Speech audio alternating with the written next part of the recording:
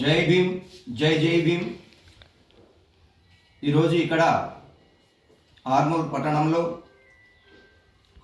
పత్రికా సమావేశం నిర్వహించడం జరిగింది. విషయం ఏంటంటే, నిన్న మొదటి పేపర్ కానీ యూట్యూబ్ వార్తలు చూడటం జరుగుతుంది.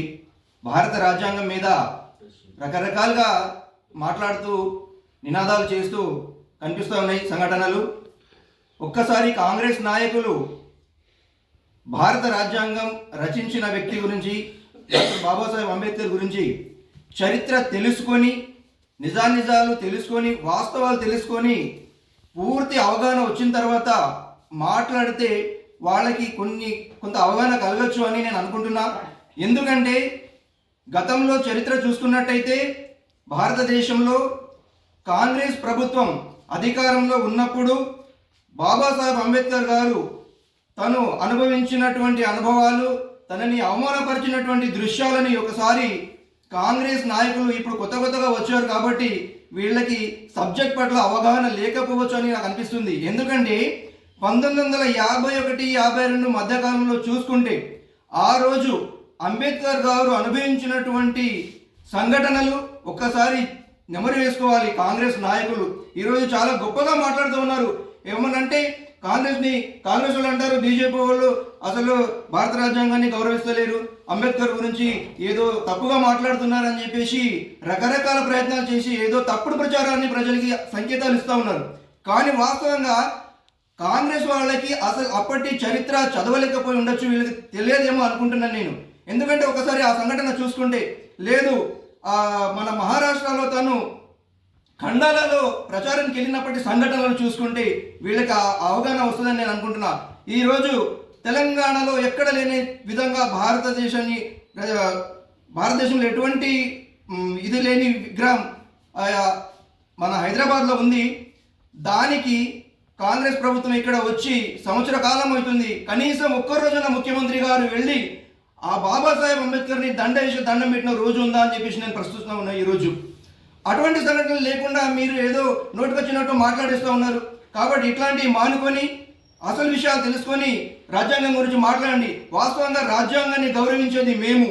రాజ్యాంగం పట్ల అన్ని విధాలుగా మేము ఆలోచించి ఒక్కొక్క స్టెప్ తీసుకొని ఏ వ్యక్తికి ఎటువంటి ప్రయారిటీ ఇవ్వాలనే విషయాన్ని మేము చాలా క్షుణ్ణంగా పరిశీలించి వాళ్ళకి గౌరవిస్తూ ఉంటాం. ఇట్లాంటి ప్రశ్నలు మీరు మానేయండి అని చెప్పేసి ఈ సందర్భంగా తెలియజేస్తూ ఉన్నాం.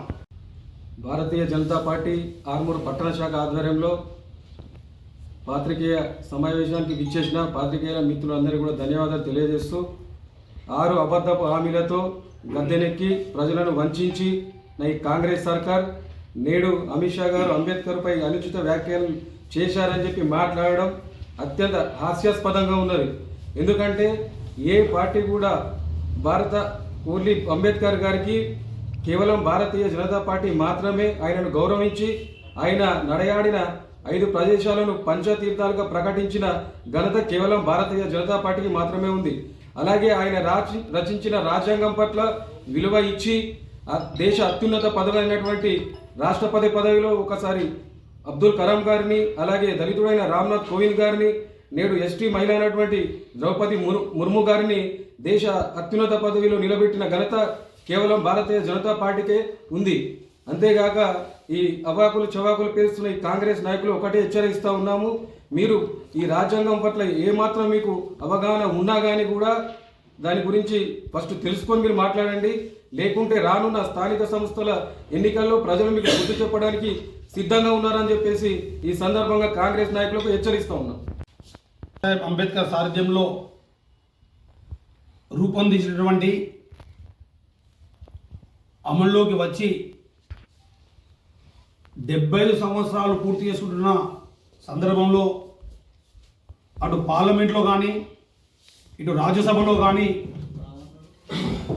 రాజ్యాంగం పైన ఒక సుదీర్ఘమైనటువంటి చర్చ చేయాలంటే ఆలోచనతోటి భారత నరేంద్ర మోడీ గారు ఈ యొక్క కార్యక్రమాన్ని తీసుకోవడం జరిగింది.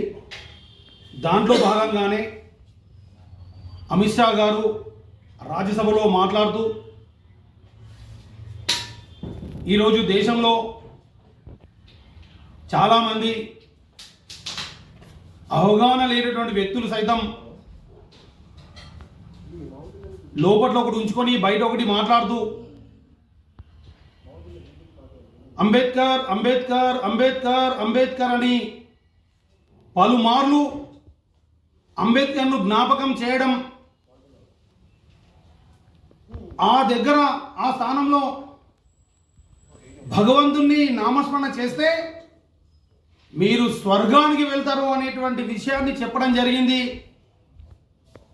తాను మాట్లాడిన 40 నిమిషాలు ఈ వాక్యాలు మాట్లాడింది 3-4 సెకండ్లు. ఈ 3-4 సెకండ్ల వాక్యాలను కాంగ్రెస్ ప్రజల్లోకి తప్పుదో పట్టించే తరహాలో ఆ వాక్యాలని వక్రీకరించి అమిత్ షా గారితో తప్పుగా మాట్లాడారని చెప్పేసి అమిత్ షా రాజీనామా చేయాలి, అమిత్ షా క్షమాపణ కోరాలి, అమిత్ షాను మోడీ గారు తన పదవి నుండి తీసేయాలని చెప్పి డిమాండ్ చేయడం జరుగుతూ ఉంది. మేము కాంగ్రెస్ నాయకులకు హితవు పలుకుతున్నాం. అసలు రాజ్యాంగం గురించి కానీ అంబేద్కర్ గురించి కానీ మాట్లాడేటటువంటి స్థాయి అర్హత మీకు లేదని చెప్పి ఈ సందర్భంగా తెలియజేస్తున్నాం. ఎందుకంటే అంబేద్కర్ను దయచేసి ఒక భగవంతుడిగా మీరు చూడవద్దు. ఎందుకు అంటే భగవంతుడు సైతం ఈ మానవాళికి వచ్చి మానవ రూపంలో ధర్మాన్ని కాపాడిన రోజులున్నాయి. దానికి కారణం ఏంటి అంటే దేవుడు చేయలేని పని కూడా ఒక వ్యక్తి చేయగలుగుతాడు, ఒక మనిషి చేయగలుగుతాడు అని చెప్పి ఆ మహావిష్ణువు రాముని రూపంలో రాముడిగా అవతరించి తాను ఎప్పుడు భగవంతుడిగా చెప్పలేదు. కానీ ఏదైతే అంబేద్కర్ చెప్పిండో, ఏ విషయాలైతే అంబేద్కర్ గారు చెప్పిండ్రో ఆ విషయాలను బోధించు, సమీకరించు, పోరాటం చేయనటువంటి విషయాన్ని శ్రీరామచంద్రుడు అప్పుడే పాటించడం జరిగింది. తాను ముందుగా సీతమ్మను తీసుకెళ్ళిన తర్వాత రావణాసుడు అక్కడ ఉన్నటువంటి హనుమంతుణ్ణి తన సుగ్రీవులను వాళ్ళ ముందు బోధించిండు, ఏం చేయాలి, ఎలా చేయాలి. ఆ తర్వాత సమీకరించిండు వానర సైన్యాన్ని, ఆ తర్వాత పోరాటం చేసిండు రావణాసుడితోటి. అదే విషయాన్ని అదే విధంగా మానవ రూపంలో ఉన్నటువంటి అంబేద్కర్ ముందు ప్రజలను బోధించిండు. మనము సంఘటితం కావాలి అని చెప్పి ఈ ఏదైతే అస్పృశ్యతలో మనల్ని దూరం చేస్తున్నారో, ఈ సమాజం మమ్మల్ని వెలికి చేష్టలు చేస్తున్నదో దీని నుంచి బయటపడాలి అంటే మనం ఖచ్చితంగా ఈ యొక్క సమాజంలో ఉన్నటువంటి వ్యక్తులకు ముందు బోధించాలి, ఆ తర్వాత సమీకరించాలి, ఆ తర్వాత ఈ యొక్క విశృంఖలమైనటువంటి ఈ దాస శృంఖల నుంచి వేరుపడడానికి మనం పోరాటం చేయాలని చెప్పి ఒక మానవ రూపంలో తను సాధించి చూయించి రాజ్యాంగాన్ని రచించి ఇక్కడ ఇవ్వడం జరిగింది. అంతేకాదు అదే రాజ్యాంగంలో రామరాజ్యం కావాలని చెప్పి అదే రాజ్యాంగంలో ఆ మొదటి ప్రతులలోనే రాముడు పట్టాభిషేకం చేసుకున్నటువంటి ఫోటోను కూడా చిత్రించడం జరిగింది. అంటే ఆ రోజు అంబేద్కర్ కూడా రామరాజ్యం కోరుకున్నాడు, మహాత్మా గాంధీ కూడా రామరాజ్యం కావాలని కోరుకున్నాడు. ఈ రాజ్యాంగం యొక్క సంబంధించినటువంటి ఎవరైతే నాయకులరో వీళ్ళందరూ కూడా రామరాజ్యం కావాలని కోరుకున్నారు తప్ప ఇస్లాం రాజ్యం కావాలని, అల్లా రాజ్యం కావాలని, క్రైస్తవ రాజ్యం కావాలని, క్రైస్తవ రాజ్యం కావాలని ఎక్కడా కోరుకోలేదు. రామరాజ్యమే కావాలని కోరుకున్నారు. కాబట్టి ఆ రామరాజ్యం కోసమే భారతీయ జనతా పార్టీ పనిచేస్తాం. కానీ మీరు ఎప్పుడైనా కాంగ్రెస్ వాళ్ళు రామరాజ్యం గురించి మాట్లాడారా అని నేను అడుగుతా ఉన్నా. అంతేకాదు అంబేద్కర్ అవమానకరంగా 2 సార్లు ఓడించిన ఘనత కూడా కాంగ్రెస్ వాళ్ళది. ఎందుకంటే మొదటిసారి అంబేద్కర్ గారు పార్లమెంట్ ఎలక్షన్స్లో పోటీ చేస్తే నెహ్రూ తన అనుచరుడైనటువంటి వ్యక్తితో పోటీలో దించి అంబేద్కర్ను అవమానపరంగా ఓడించడం జరిగింది. రెండవసారి తాను ఎంపీగా పోటీ చేస్తే నెహ్రూ ఇంట్లో ఎవరైతే వంట మనిషి ఉంటాడో ఆ వంట మనిషిని అంబేద్కర్ పై నిలబడిపించి అవమానకరంగా అంబేద్కర్ను ఓడించడం జరిగింది. ఈ చరిత్ర మీకు కాంగ్రెస్ వాళ్ళకి తెలదా అని నేను ప్రశ్నిస్తున్నాను. అవమానపరిచింది మీరా భారతీయ జనతా పార్టీ వాళ్ళని చెప్పి మీరు చరిత్ర తెలుసుకోండి అని మేము తెలియజేస్తున్నాం. అంతేకాదు కాంగ్రెస్ వాదులు ఈ నెహ్రూ కానీ ఇందిరా కానీ బతుకున్నప్పుడే మీరు భారతరత్న అని పెట్టుకున్నారు. మీరు ఉన్నప్పుడే పార్లమెంట్లో మీ చిత్రాలను పెట్టుకున్నారు. మరి అంబేద్కర్ చిత్రం ఎందుకు పెట్టలేదని ప్రశ్నిస్తూ ఉన్నాం. మరి మీరు కాంగ్రెస్ వాదులు అంబేద్కర్ను భారతరత్న ప్రకటించారా అని ప్రశ్నిస్తున్నాం. అదే భారతీయ జనతా పార్టీ ఉన్నటువంటి వాజ్పేయి గారు కానీ అద్వానీ గారు కానివ్వండి, వీళ్ళ యొక్క ప్రోత్సాహంతో విపి సింగ్ ప్రభుత్వం ఉన్నప్పుడు భారతరత్న ప్రకటించింది. భారతీయ జనతా పార్టీ తప్ప కాంగ్రెస్ వాదులు కాదు. మరి మీకు భారతరత్న ఇవ్వడానికి మీకు ఏం అడ్డొచ్చింది చెప్పి భారతీయ జనతా పార్టీ ప్రశ్నిస్తూ ఉంది. పార్లమెంట్లో అంబేద్కర్ ఫోటో పెట్టడానికి మీకు ఏం అడ్డంకులు వచ్చాయని చెప్పి భారతీయ జనతా పార్టీ ప్రశ్నిస్తూ ఉంది. మిమ్మల్ని అవమానపరిచింది మీరా, భారతీయ జనతా పార్టీ అని మేము ప్రశ్నిస్తూ ఉన్నాం. ఈరోజు ప్రపంచంలోనే ఒక మేధావైనటువంటి అంబేద్కర్ గారు ఎక్కడెక్కడైతే తను నడియాడాడో ఆ నడియాడినటువంటి ప్రదేశాలను పంచ తీర్థాలుగా భారతీయ జనతా పార్టీ ప్రకటించి వాటిని అభివృద్ధి చేసే ప్రయత్నం చేస్తూ ఉంది. లండన్లో ఏదో యూకే లండన్లో ఉన్నదో ఆ లండన్లో ఏదైతే తాను తన చదువుకున్నాడో అక్కడ శిక్షాభూమిగా, ఎక్కడైతే మధ్యప్రదేశ్లో జన్మించాడో ఆ మౌలో అనేటువంటి స్థలంలో దాన్ని జనం భూమిగా, అదేవిధంగా తాను హిందూ ధర్మాన్ని వదిలి హిందూ ధర్మంలో భాగమైనటువంటి బౌద్ధ మతాన్ని స్వీకరించినటువంటి నాగ్పూర్లో దీక్షాభూమిగా, అదేవిధంగా తాను చనిపోయినప్పుడు మరణించిన ప్రదేశం ఢిల్లీలో మహాపరినిర్వాణ భూమిగా, అదేవిధంగా తన దహన సంస్కారం అయినటువంటి ముంబైలో చైతన్య భూమిగా, ఈ విధంగా పంచతీర్థాల వాళ్ళను వాటిని పెట్టి దాన్ని అభివృద్ధి చేస్తున్నటువంటి ఘనత భారతీయ జనతా పార్టీది. ఈ విషయం కాంగ్రెస్ వాళ్ళకి తెలదాన్ని మేము తెలియజేస్తా ఉన్నాం. మీరు ఎంత అవమానపరుస్తున్నారంటే తెలంగాణ సంబంధించినటువంటి పివి నరసింహరావు గారు చనిపోతే ఢిల్లీలో చేయవలసిన ధన సంస్కారాన్ని అవమానపరంగా కాంగ్రెస్ పార్టీలోకి తీసుకెళ్లకుండా, పార్టీ కాలాన్ని తీసుకెళ్లకుండా డైరెక్ట్ తన నివసించిన కరీంనగర్ తీసుకొచ్చి ఇక్కడ కరీంనగర్లో అతనికి ధన సంస్కారం నిర్వహించడం జరిగింది. అంతేకాదు అంబేద్కర్ గారిని సైతం మీరు తూతూ మంత్రంగా మొట్టమొదటి న్యాయశాఖ మంత్రిగా చేసి ఏదో చేశామని చెప్పేసి అతని గౌరవం ఇవ్వకుండా, అతను చనిపోయిన తర్వాత కూడా అంబేద్కర్ గారు చనిపోయిన తర్వాత కూడా ఢిల్లీలో ఎక్కడ కూడా ప్రదేశం ఇవ్వకుండా తీసుకొచ్చి ఇక్కడ ముంబైలో తన ధన సంస్కారం చేయడం జరిగింది. ఎంత అవమానం అండి! ఒక కేంద్ర న్యాయశాఖ మంత్రిని చనిపోతే అంబేద్కర్ అనేటువంటి వ్యక్తి, అంటే దళితులు అంటే మీకు ఇష్టం లేదా? కాంగ్రెస్ వాళ్ళకు దళితులకు ఇంత అన్యాయం జరుగుతుందా? దళితులను మోసం చేస్తున్నది మొట్టమొదటిగా కాంగ్రెస్ వాళ్ళే. నెహ్రూకు అసలు అంబేద్కర్ అంటేనే పడదు. రాజ్యాంగం మొట్టమొదటి కమిటీ వేసినప్పుడు కూడా అంబేద్కర్ గారి పేరును నెహ్రూ గారు స్వీకరించలేదు. కొందరి ఒత్తిడి కారణంగా అంబేద్కర్ గారి పేరును అక్కడ తీసుకోవడం జరిగింది. ఇంత జరిగిన తర్వాత కూడా కాంగ్రెస్ వాదులు ప్రజలను మోసం చేయడం, విదేశాలకు వెళ్ళి భారతదేశం గురించి తప్పుగా మాట్లాడడం, అంతేకాదు మీ ఇందిరాగాంధీ ఆమె ప్రధానమంత్రిగా ఉన్నప్పుడు రాజ్యాంగాన్ని కాలరాసి 1975లో అర్ధరాత్రి 12 గంటలకు ఎమర్జెన్సీ విమర్శించి ఈ యొక్క దేశంలో ఉన్నటువంటి భారతీయ జనతా పార్టీ నాయకులను, వివిధ అందరు నాయకులను, జనసంఘ నాయకులను అందరినీ తీసుకెళ్లి కమ్యూనిస్ట్ నాయకులను సైతం జైల్లో పెట్టింది మర్చిపోయారా అని చెప్పి నేను ప్రశ్నిస్తా ఉన్నాను. రాజ్యాంగాన్ని కాలరాసింది ఎవరండి? 365 ఆర్టికల్ను మీరు ఉపయోగించుకొని ఈ దేశంలో 90 సార్లు ప్రజల ద్వారా ఎన్నికైనటువంటి రాష్ట్రాలను 90 సార్లు రద్దు చేసింది మీరు కాదా అని చెప్పి ప్రశ్నిస్తున్నాను. మరి రాజ్యాంగాన్ని కాలరాసింది ఎవరండి? 90 సార్లు మీరు కాలరాశారు రాజ్యాంగాన్ని. ఎంత అవమానం అండి! ఇంత అవమానాలు చేసినటువంటి రాజ్యాంగాన్ని ఈరోజు భారతీయ జనతా పార్టీ ఎంతో గౌరవిస్తూ పార్లమెంట్లో మొట్టమొదటిసారి నరేంద్ర మోడీ గారు అడుగు పెట్టగానే పార్లమెంటును పాదాభివందనం చేసి సాష్టాంగ నమస్కారం చేసి పార్లమెంటు అడుగుపెట్టడం జరిగింది. పార్లమెంటు అడుగుపెట్టిన తర్వాత అదే రాజ్యాంగాన్ని తన 2 చేతుల్లో తీసుకొని దాన్ని నమస్కరించి తన యొక్క శిరస్సు వంచి తన నుదటను రాజ్యాంగాన్ని పార్లమెంటును పాదాభివందనం చేసి సాష్టాంగ నమస్కారం చేసి పార్లమెంటు అడుగుపెట్టడం జరిగింది.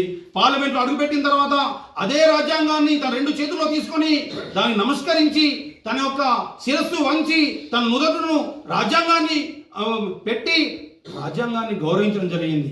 ఈరోజు రాహుల్ గాంధీ అసలు ఆ రాజ్యాంగాన్ని చదివాడో తెలియదు, కానీ అదే రాజ్యాంగాన్ని చేత పట్టుకొని ప్రజలను దాన్ని కూడా రాజకీయ క్షేత్రంలోకి తీసుకొచ్చి రాజ్యాంగాన్ని కూడా రాజకీయం చేయడం ఇది సరైనది కాదని చెప్పి భారతీయ జనతా పార్టీ తెలియజేస్తూ ప్రజలు ప్రతి విషయాన్ని గమనిస్తున్నారు. ఈ దేశంలో జరుగుతున్న ప్రతి చరిత్ర ప్రజలకు తెలుసు. భారతీయ జనతా పార్టీ రాజ్యాంగబద్ధంగా ఈ దేశంలో ఏం చేయాలో చేస్తూ ఉంది. 370 ఆర్టికల్ను రాజ్యాంగబద్ధంగానే తీసేసింది, 3 తలాక్ను కూడా రాజ్యాంగబద్ధంగానే తీసేసింది. మీరు ఎప్పుడు కూడా రాజ్యాంగాన్ని గౌరవించినటువంటి దాఖలాలు లేవు. అదే రాజ్యాంగాన్ని తీసుకొని మీరు అవమానపరుస్తున్నారు మీరు. అంతేగాని మోడీ కానీ బీజేపీ కానీ ఎక్కడ కూడా రాజ్యాంగాన్ని అవమానపరచలేదు, అలాంటి సంఘటనలు లేవు. మీరు అనవసరంగా రాజ్యాంగం విషయంలో, అంబేద్కర్ విషయంలో తప్పుడు ప్రచారాలు చేస్తే భారతీయ జనతా పార్టీ చూస్తూ ఊరుకోదు. రాబోయే కాలంలో ప్రజలు కూడా మిమ్మల్ని బుద్ధి చెప్తారు. అంతేకాదు నేను మళ్ళీ నేను ఇక్కడ ఎవరైతే అంబేద్కరిస్టులుగా, అంబేద్కర్ వాదులుగా ఈ యొక్క దేశంలో, ఈ రాష్ట్రంలో అమిత్ షా గారి దిష్టిబొమ్మ దగ్ధం చేయడం, అమిత్ షా యొక్క ఫ్లెక్సీలను దగ్ధం చేసినటువంటి వ్యక్తులను నేను ప్రశ్నిస్తున్నాను. ప్రధానంగా కమ్యూనిస్టులను కూడా ప్రశ్నిస్తా ఉన్నాను. నిజంగానే అంబేద్కర్ అవమానం జరిగితే మీరు ముందుకు వస్తున్నారా? నిజంగానే దళితులకు అన్యాయం జరిగితే మీరు ముందుకు వస్తున్నారా? నేను మిమ్మల్ని ప్రశ్నిస్తా ఉన్నాను. భైంసాలో మొన్నటికి మొన్న ఒక ముస్లిం మతోన్మాది గొడ్డలి పట్టుకొని అంబేద్కర్ విగ్రహాన్ని తల నరికేస్తే ఏ కమ్యూనిస్టు కానీ ఎవరైతే అంబేద్కర్ అని వాదులు అంటున్నారో ఏ అంబేద్కర్ వచ్చి రోడ్డు మీద మాట్లాడలేదే, రోడ్డు మీద ధర్నా చేయలేదే. మొన్నటికి మొన్న ఆసిఫాబాద్లో ఒక మహిళ, దళిత మహిళను చెరిపిన, అదేవిధంగా ఓల్డ్ సిటీ హైదరాబాద్లో ఒక దళిత అమ్మాయిని అత్యాచారం చేసిన, మరి అప్పుడు అంబేద్కరిస్టులు ఎటుపోయారు? అంబేద్కరిస్టులు బయటకు వచ్చి మాట్లాడలేదే. వాళ్ళు దళితులు కాదా? వాళ్ళు అంబేద్కర్ సంబంధించిన వ్యక్తులు కాదా? వాళ్ళు మనుషులు కాదా? ముస్లిమ్స్ అంటే మీరు భయపడుతున్నారా? ముస్లిమ్స్లో మీరు కన్వర్ట్ అయ్యారని నేను ప్రశ్నిస్తా ఉన్నాను. ముస్లింలకు ఎందుకు భయపడుతున్నారు? ముస్లిమ్స్ ఏం చేసినా కూడా నడుస్తుందా? ముస్లిం మతోన్మాదులు ఏం చేసినా నడుస్తుందా? వాళ్ళు అంబేద్కర్ తిట్టినా నడుస్తుంది. ముస్లిం మతోన్మాదులు అంబేద్కర్ విగ్రహాన్ని కూడా కొట్టినా కూడా ముస్లిం మతోన్మాదులు మీరు ఏం చేయరా? మిమ్మల్ని ప్రశ్నిస్తూ ఉన్నాను. దేశంలో అంబేద్కర్ గురించి ఎవరు తప్పుగా మాట్లాడినా, దేశంలో ఏ కులం మతం అని లేకుండా ఎవరైనా అంబేద్కర్ గురించి కానీ రాజ్యాంగం తప్పుగా మాట్లాడినా మీరు ముందుకు రండి, మాట్లాడండి. అప్పుడు మీ నిజాయితీగా ఉంటుంది. కానీ ముస్లిమ్స్ అంబేద్కర్ ఏం చేసినా, ముస్లింలు దళిత మహిళలను ఏం చేసినా మేము ఏమీ చేయము అంటే అది మీ యొక్క జ్ఞానానికి మేము వదిలేస్తున్నాం. కాబట్టి రాజ్యాంగాన్ని కాపాడేది భారతీయ జనతా పార్టీ. దేశంలో కాశ్మీర్ నుంచి కన్యాకుమారి వరకు, అటక్ నుంచి కటక్ వరకు ఈ దేశంలో ఎక్కడ ఏం జరిగినా కూడా ముందుగా స్పందించేది భారతీయ జనతా పార్టీ తప్ప మిగతా పార్టీలు కావని తెలియజేస్తూ, దయచేసి ఇక నుంచైనా మానుకొని నిజమైన చరిత్రను చదవండి. అంబేద్కర్ కాంగ్రెస్ను ఎన్నిసార్లు అవమానపరిచిందో ముందు తెలుసుకొని ఆ తర్వాత భారతీయ జనతా పార్టీ గురించి అమిత్ షా గురించి మాట్లాడే సందర్భంగా తెలియజేస్తా ఉన్నాం.